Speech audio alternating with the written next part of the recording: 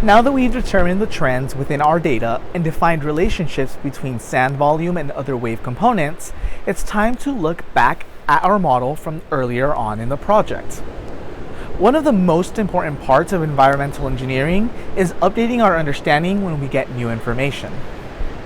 Now that we have more concrete information from our real-world system, we want to take a minute to see if our models accurately represent what happened in the real world, or if we need to change them to reflect what we found when we collected the data.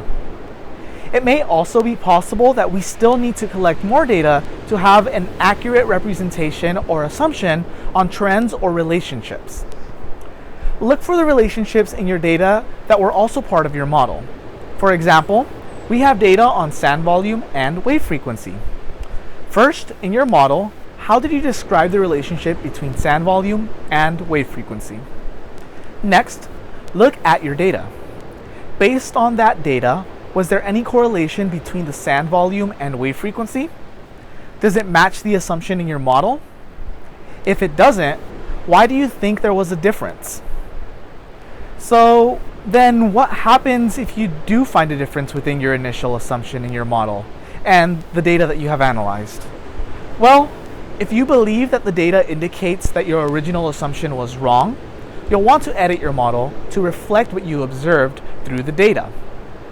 However, if you feel like the data is inconclusive or does not show a clear trend or relationship between two components, and still believe that your assumption is correct, make sure to note that down in your field notebook. With your research team, work on looking at the relationships you described between sand volume and the wave components that you analyzed data for. Make sure to note if your initial assumptions in your model were supported, disproved, or if the data was inconclusive. Additionally, note down any changes you included in your model.